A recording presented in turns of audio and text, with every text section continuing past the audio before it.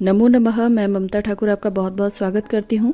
ये संस्कृत और हिंदी का एकमात्र चैनल है जिस पर संस्कृत और हिंदी दोनों विषय आपको पढ़ने को मिलेंगे। और आज हम पढ़ेंगे 8वीं कक्षा की संस्कृत की पाठ्य पुस्तक रुचिरा तृतीयो भागः। इसका पहला पाठ जो कि है सुभाषितानि, और सुभाषितानि का अर्थ होता है सुंदर वचन या मधुर वचन। तो इसका पहला श्लोक है, गुणा गुणज्ञेषु गुणा भवन्ति ते निर्गुणं प्राप्य भवन्ति दोषाः सुस्वादुतो याः प्रभवन्ति नद्यः समुद्रमासाद्य भवन्त्यपेयाः। यदि आप चाहें तो इसका गायन भी कर सकते हैं, जो कि इस प्रकार से होगा। गुणा गुणज्ञेषु गुणा भवन्ति ते निर्गुणं प्राप्य भवन्ति दोषाः सुस्वादुतो याः प्रभवन्ति नद्यः समुद्रमासाद्य भवन्त्यपेयाः समुद्रमासाद्य भवन्त्यपेयाः। अर्थात गुण गुणियों में ही गुण बने रहते हैं।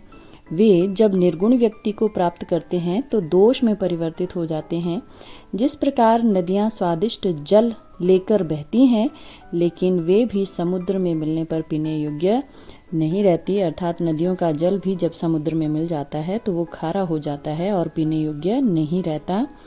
भाव यह है कि गुणी व्यक्ति के महत्व को गुणवान व्यक्ति ही समझ सकता है। दुष्ट व्यक्ति से मिलकर गुणी व्यक्ति भी दुष्ट ही हो जाता है। जैसे नदी का जल स्वभावतः शीतल एवं स्वादिष्ट होता है, परंतु समुद्र के खारे जल के संपर्क में आने के उपरांत वह किसी योग्य नहीं रह जाता, अर्थात उसको हम लोग पीने के लिए प्रयोग में नहीं ला सकते।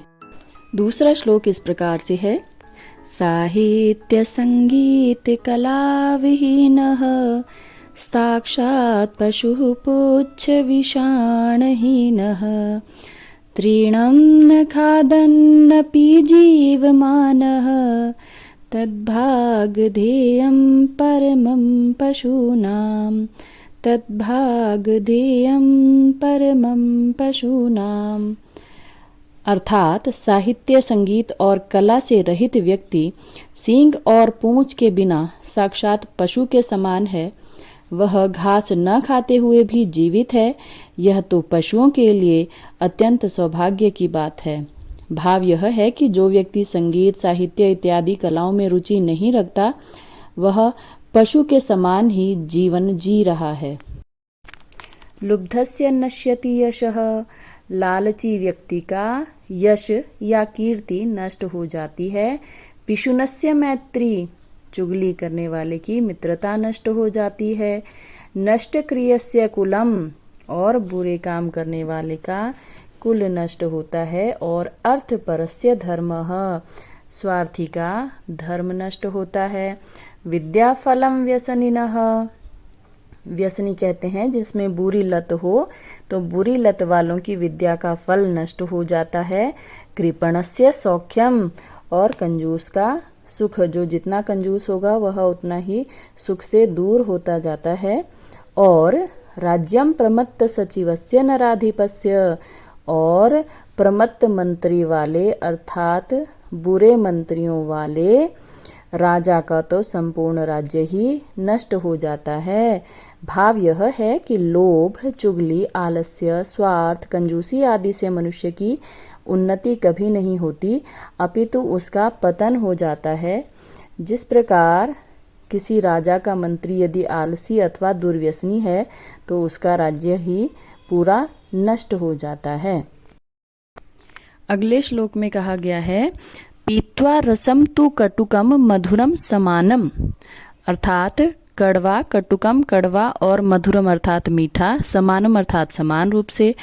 तो कड़वे और मीठे रस को समान रूप से पीकर माधुर्यम एव, माधुर्यम अर्थात मधुरता ही, जनयेन मधुमक्षिका असौ, असु अर्थात वह मधुमक्खी शहद अर्थात माधुर्य को ही उत्पन्न करती है, शहद ही उत्पन्न करती है। अर्थात वो फूलों का कड़वा या मीठा रस पीकर केवल मीठा शहद ही उत्पन्न करती है, उसी प्रकार से संतस्तथैव, उसी प्रकार से संत सम सज्जन दुर्जना नाम, सज्जन और दुर्जन दोनों के साथ समान रूप से व्यवहार करके या दोनों के श्रुत्वावचः, उन दोनों के वचन समान रूप से सुनकर, सज्जन और दुर्जन दोनों के वचन समान रूप से सुनकर मधुर सूक्त रसम सृजंती, मधुर सूक्त रूपी रस का ही सृजन करते हैं या निर्माण करते हैं या मीठे वचन ही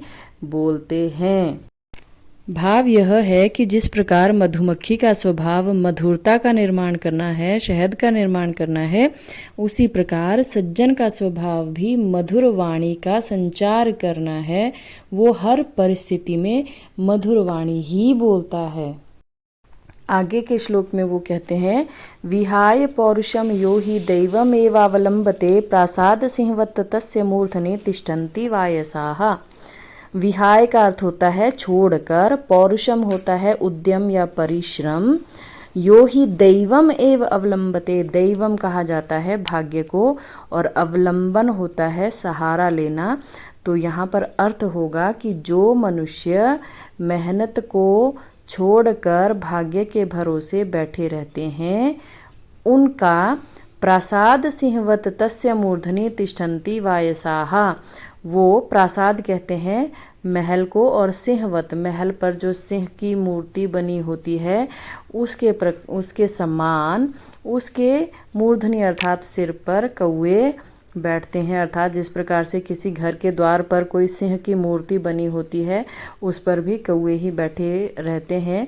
उसी प्रकार से जो मनुष्य परिश्रम को छोड़कर भाग्य के भरोसे बैठे रहते हैं, उनका भी यही हाल होता है, उनकी भी यही स्थिति होती है।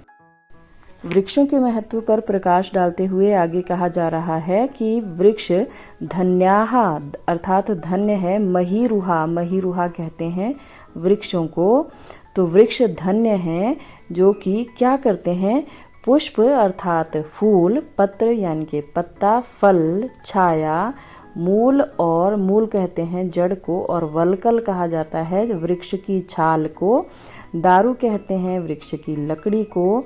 तो ये सब देकर वृक्ष मनुष्य को अर्थात ज़रूरतमंदों को, अर्थिनः होते हैं ज़रूरतमंद, जिनको इन सब चीज़ों की ज़रूरत हो, उनको वो कभी निराश नहीं लौटाते। अर्थात वृक्ष जो है फूल, पत्ते, फल, छाया, अपनी जड़, छाल, लकड़ी आदि देकर ज़रूरतमंदों की ज़रूरतों को पूरा करते हैं, इसलिए वृक्ष धन्य हैं।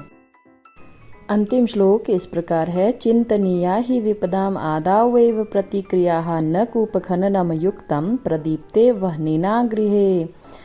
चिंतनीयाः अर्थात सोच लेना चाहिए, विपदाम विपत्ति के बारे में, आदावैव अर्थात शुरू में ही, प्रतिक्रियाः कहने का भाव है कि हमें कोई भी कार्य करने से पहले ही उसके विषय में ध्यानपूर्वक सोच लेना चाहिए, क्योंकि न कूप खननम युक्तम, कूप खननम होता है कुआं खोदना, न युक्तम अर्थात सही नहीं है, प्रदीप्ते वह्निना गृहे घर के अग्नि से जल जाने पर, अर्थात जब घर में आग लग जाए तब कुआं खोदना व्यर्थ होता है। इसलिए जब मनुष्य को कोई भी कार्य करना होता है तो उसके बारे में पहले ही बहुत ध्यानपूर्वक सोच लेना चाहिए, अर्थात कोई भी कार्य हमें बहुत ज़्यादा ध्यान से सोच समझ कर ही करना चाहिए, क्योंकि जब घर में आग लग जाती है तो कुआं खोदना बिल्कुल व्यर्थ होता है। इसके साथ ही ये वीडियो समाप्त होती है। आपका वीडियो को अंत तक देखने के लिए बहुत बहुत धन्यवाद।